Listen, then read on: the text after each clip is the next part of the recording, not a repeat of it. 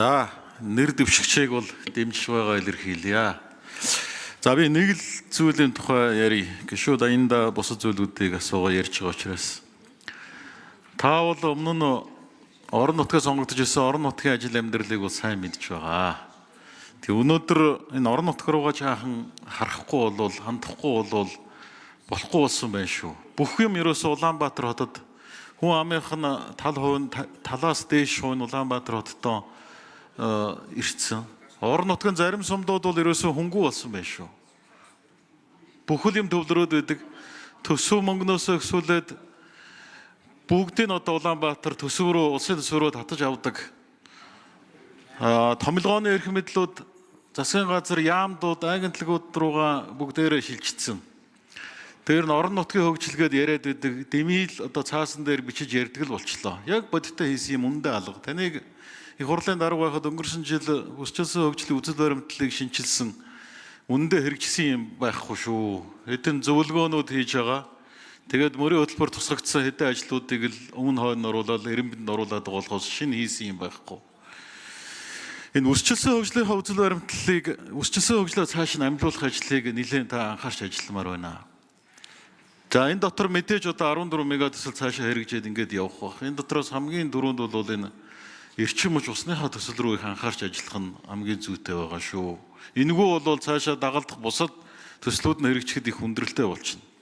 Сая бас энэ зөвлөгөөнүүдийг харж байхад орон нутгийн асуудлыг бас нэлээд ярьж ийсэн. Үсчилсэн хөгжлийг цааш нь амлуулахад нэлээд хэдэн хуулийн дээр энэ өөрчлөлт оруулахгүй бол заашгүй өөрчлөлт оруулахгүй шаардлага. Нэгдүгээр энэ үсчилсэн хөгжлийн удирдлага зохион байгуулалтын тухай хууль бол 2003 онд батлагдсан. Тэгээ одоо харин хэвээрээ ингээд үе өнгөрөөгөөд нэгэнд хэрэгжээгүй 24-5 жил болцсон ингээд явж байгаа хууль хэвээрээ явж байгаа. За мөн одоо нэгжийн хууль одоо бусад төсвийн тухай хууль засгийн газрын тусгай сангийн тухай хуулиуд гэдэг энэ хуулиуд дээр ерөөсөө бас энэ бүстэй холбоотой, бүсийн хөгжлийн сантай холбоотой, бүсийн удирдлага зохицуулалттай холбоотой юу ч байхгүй байгаа шүү. Энэ дээр одоо маш сайн одоо цаашдаа анхаарч ажиллах хэрэгтэй байна. Мөн энэ орон нутгууд чинь төсөв хөрөнгө байхгүй бүгдийг хамаад авснаас болоод ялангуяа нь уул уурхайг ашиглуулж байгаа аймаг сумдууд бол үнэхээр хүнд байна шүү. Ямар ч одоо эргээд үр өгөөж байхгүй. Та цогцын суман дээр ажиллаа авсан дараагаа нэг очоод хамгийн түрүүнд очоод нэг иргэдтэй нь уулзаад сумынх нь бодит байдлыг очоо хараарай. Үнэхээр гамшиг байгаа шүү. Сургууль байхгүй, цэцэрлэг байхгүй. Төрийн үйлчилгээ нь одоо тасардсан, иргэдтэй хүрхээ байдсан. Хамаг мөнгө нь одоо улсын төсөв рүү татаад хумаад авцсан. Эргээд хуваарлж байгаа юм байхгүй. Тэгэхээр цаашаага энэ одоо жишгээр бол дараагийн энэ төслөө цаашаа. За Зондын шитрэг дарга хариулт өгье. За Нонцдын Норонбаатар гишүүний асуултанд хариулъя. За юуны өмнө энэ бодит байдалтай танилцахын тулд цэцэн суманд одоо бас хэрвээ томилогдох юм бол тантай хамт ажиллаж газар дээр нь үзэж харж 100 сонсноос нэг удаа үзэгдэг ажил амьдралтай танилцж ажиллая гэж хариулмаар байна. Үнэхээр энэ орон нутгийн хөгжил, дэгш ус хөгжил, дэд утсын үйлчлэгээний хүртээмж муу байгаагаас зарим сум хөнгүүдж байгаа. Хоцорн руу шилжилт эрс нэмэгдсэн. Улс маань Улаанбаатар улс болох гэдэг учраас энэ бүсчилсэн хөгжлийн үзэл баримтлал үндсэн хууль нэмэлт өөрчлөлтүүд рүү энэ зорилго чиглэсэн. Тэгээ бүсчилсэн хөгжлийн үзэл баримтлалыг яг бодитоор эрчимжүүлэхийн тулд бүсүүдийн эдийн засгийн төвүүдийг тодорхойлох шаардлагатай байна. Тэгээ эдийн засгийн төвүүддээ дэд бүтцийн татварын хөнгөлөлт, зээлийн бодлого хөрөнгө оруулалтыг чиглүүлэх шаардлагатай. Орон нутгийн онцлогт нийцсэн үйлдвэрлэл үйлчилгээг бүс бүсээр нь бий болгоод хөдөлмөр эрхлэлтийн орчныг нь сайжруулах бодлого хэрэгжүүлэх юм шаардлагатай гэж үздэг.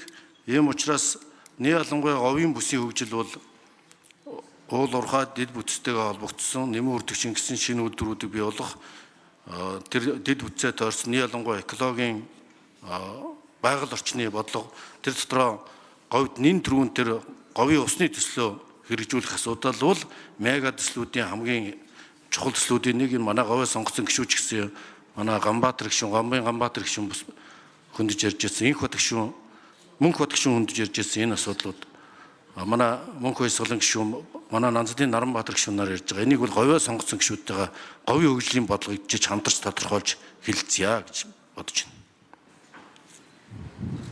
За Норонбаатар гишүүн тодруулж сууя. Би нэг танд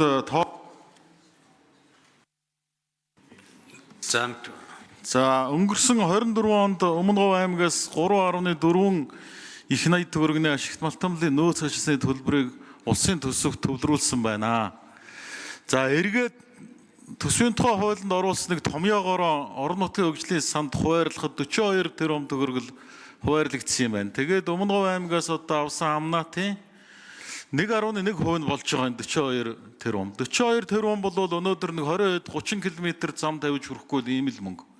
Тэгэхээр зэрэг уул уурхайн одоо өгөөж байхгүй, уул уурхайн эргээд нөгөө орон нутгаа дэмжих ийм боломж нөхцөл өнөөдөр алга. Тийм учраас энэ баялагын сангийн тухай хууль, ашиг балтамлын тухай хууль одоо ажлын хэсэг томилогдоод ингээд одоо өргөн барихад бэлэн болсон. Энийг одоо цааш нь одоо засгаас өргөн бариад ингээд орон нутгийг дэмжсэн энэ заалтуудыг дэмжиж ингээд явахгүй бол орон нутгийн хөгжил гэж байхгүй боллоо.